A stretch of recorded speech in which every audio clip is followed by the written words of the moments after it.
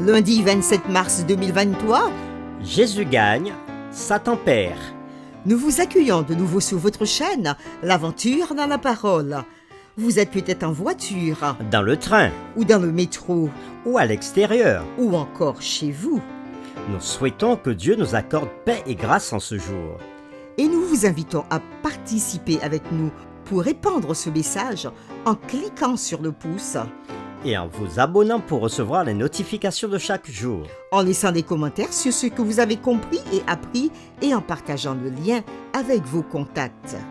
Le texte à mémoriser de cette semaine que nous vous invitons à dire avec nous se trouve dans Apocalypse chapitre 12, le verset 17.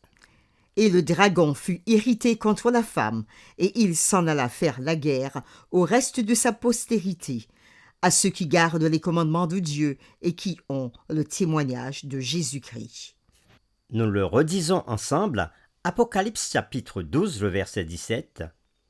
Et le dragon fut irrité contre la femme, et il s'en alla faire la guerre au reste de sa postérité, à ceux qui gardent les commandements de Dieu et qui ont le témoignage de Jésus-Christ.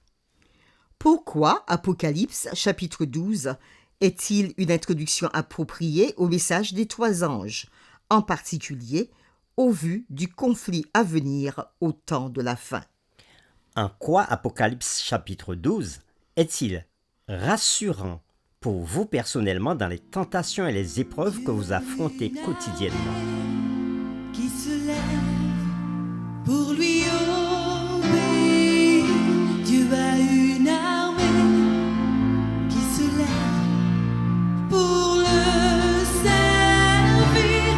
Peuple de Dieu, lève tes mains pour l'adorer. Peuple de Dieu, ouvre ta bouche. Dieu veut. Les réflexions de cette semaine nous aideront à répondre à ces questions et aujourd'hui, nous le ferons avec la séquence. L'attaque de Satan. Dès le début, Satan a cherché à détruire Christ. Toutefois, il a échoué à chaque tentative. À la naissance de Christ, par exemple, un ange a averti Joseph et Marie des plans vicieux d'Hérode et ils se sont enfuis en Égypte. Jésus a affronté les tentations les plus séduisantes de Satan dans le désert avec un « il est écrit » et a ainsi trouvé une protection dans la parole de Dieu. Par sa mort sur la croix, il a révélé l'ampleur de son amour et nous a délivrés de la peine de la condamnation du péché. Par sa résurrection en tant que souverain sacrificateur vivant, il nous délivre de la puissance du péché dans nos vies. Nous vous invitons à écouter la lecture des textes suivants que nous lirons. Apocalypse chapitre 12, les versets 4 à 6 et le verset 9. Éphésiens chapitre 5, les versets 25 à 27 et le verset 32. Et Psaume 2, versets 7 à 9. Et nous essaierons de définir les symboles suivants. Que représente le dragon? Que représente la femme? Que représente l'enfant? Et que représente une verge de fer? Nous lisons Apocalypse chapitre 12, les versets 4 à 6. Sa queue entraînait le tiers des étoiles du ciel et les jetait sur la terre. Le dragon se tint devant la femme qui allait enfanter afin de dévorer son enfant lorsqu'elle aurait enfanté. Elle enfanta un fils qui doit paître toutes les nations avec une verge de fer, et son enfant fut enlevé vers Dieu et vers son trône. Et la femme s'enfuit dans le désert où elle avait un lieu préparé par Dieu afin qu'elle y fût nourrie pendant 1260 jours. Nous lisons maintenant Apocalypse chapitre 12, le verset 9. Et il fut précipité, le grand dragon, le serpent ancien, appelé le diable et Satan, celui qui séduit toute la terre. Il fut précipité sur la terre, et ses anges furent précipités avec lui. Éphésiens chapitre 5 versets 25 à 27. Marie, aimez vos femmes, comme Christ a aimé l'Église et s'est livré lui-même pour elle, afin de la sanctifier par la parole, après l'avoir purifié par le baptême d'eau, afin de faire paraître devant lui cette Église glorieuse, sans tache, ni ride, ni rien de semblable, mais sainte et irrépréhensible. Nous lisons maintenant Éphésiens chapitre 5, le verset 32. « Ce mystère est grand. Je dis cela par rapport à Christ et à l'Église. » Le psaume 2, versets 7 à 9. « Je publierai le décret. L'Éternel m'a dit, « Tu es mon fils. Je t'ai engendré aujourd'hui. Demande-moi, et je te donnerai les nations pour héritage, les extrémités de la terre pour possession. Tu les briseras avec une verge de fer. Tu les briseras comme le vase d'un potier. » Après la lecture de tous ces textes que nous venons de faire dans Apocalypse chapitre 12, le verset 4 à 6 et le verset 9, Éphésiens chapitre 5, versets 25 à 27 et le verset 32, et le psaume 2, versets 7 à 9, répondons à ces questions. Comment définir les différents symboles dont il est parlé dans ces différents textes? Premièrement, le dragon. Dans Apocalypse chapitre 12, le verset 9, nous pouvons clairement identifier le dragon. Parce que ce texte nous dit « Il fut précipité, le grand dragon, le serpent ancien appelé le diable et Satan. » Le dragon est Satan. La femme. Dans plusieurs textes de la parole de Dieu, Dieu compare son peuple à son épouse, à sa fiancée.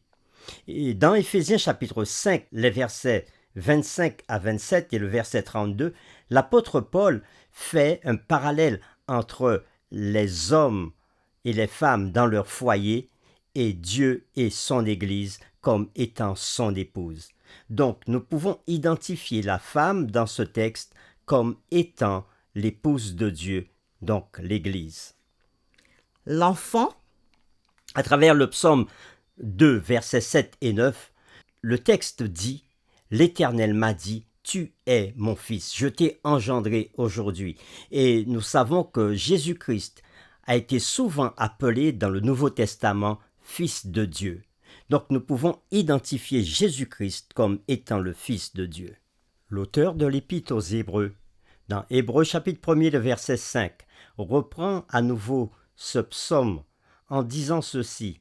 « Car auquel des anges Dieu a-t-il jamais dit, tu es mon fils, je t'ai engendré aujourd'hui. Et encore, je serai pour lui un père et il sera pour moi un fils. » Ici, Paul fait clairement allusion à Jésus-Christ comme étant fils de Dieu. Voyons maintenant le symbole de la verge de fer. Dans la Bible, la verge est le symbole de la domination ou du pouvoir. Une verge de fer est le symbole d'un pouvoir qu'on ne peut briser, une puissance invincible. Jésus a affronté toutes les tentations que nous connaissons, mais il en est sorti vainqueur. Le diable est un ennemi vaincu.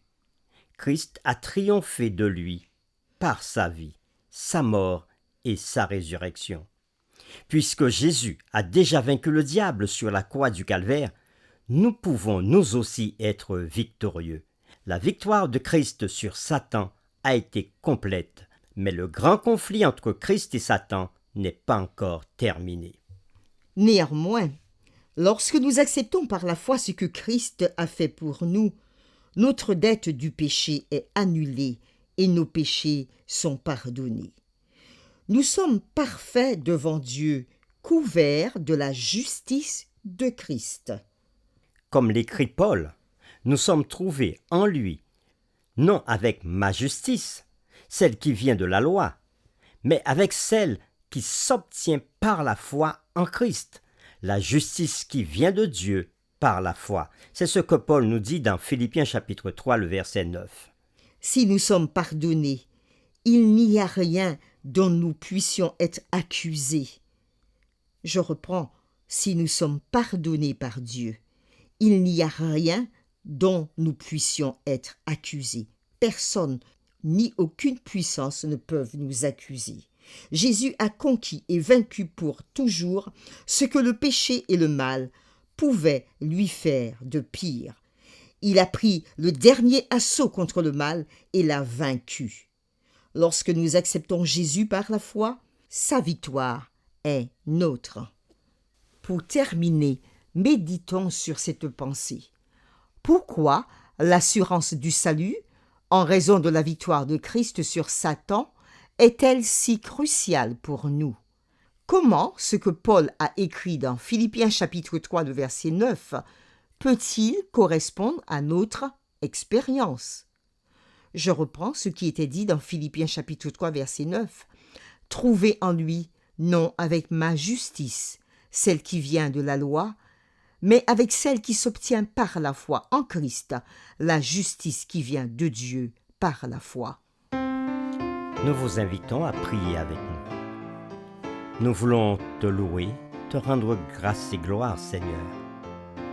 Merci pour cette assurance que tu nous donnes, que nous pouvons obtenir la justice par Jésus notre Seigneur et Sauveur.